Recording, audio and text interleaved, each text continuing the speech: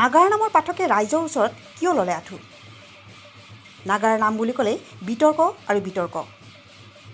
আধ্যাত্মিক দৰ্শনৰ বিপৰীতে আধ্যাত্মিক জনপ্ৰিয়তা বুটলিবলৈ নাগাৰা নামৰ এচাম পাঠক ব্যস্ত হৈ পৰা পৰিলক্ষিত হৈছে।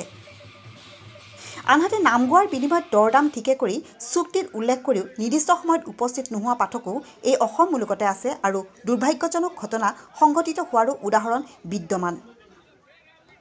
আধ্যাত্মিকতা আৰু সময়ৰ মূল্য নুবুজা এনে পাঠকৰ বাবেই নাগাৰা নাম আজি বিতৰ্কৰ বৰঘৰত। পাঠকৰ সমানে এতিয়া ৰাইজো হৈ পৰিছে সজাগ আৰু সচেতন। তেনে সচেতন ৰাইজৰে ৰোষত পৰিল যুৱ প্ৰজন্মৰ পাঠক উৎপল হালৈ। সন্ধিয়া 7 বজাৰ পৰিৱৰ্তে নিশা প্ৰায় 11 বজাত চিপাঝাৰৰ কমাৰপাৰাত নাম গাবলৈ আহি ক্ষুব্ধ ৰাইজৰ ৰোষত পৰে উৎপল হালৈ। আঁঠু কাঢ়ি ৰাইজৰ ওচৰত ক্ষমা খোজাতহে উদ্যোক্তাই গাবলৈ দিয়ে নাম।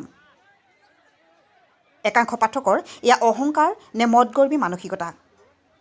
News desk AIN live.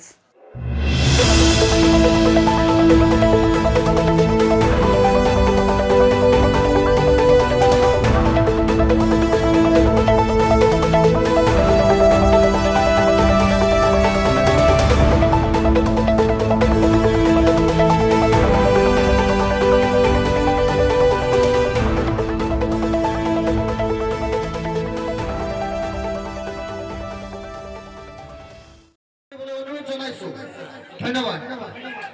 আমাৰ সভাগত ভক্তসকল ৰাইজ, সময় অভাৱ, ইতিমধ্যে 12 বাজু হৈছে। আমি উৎপল ডাঙৰীয়াক নাম পৰিদৰ্শন কৰিবৰ বাবে অনুৰোধ জনালোঁ। ধন্যবাদ।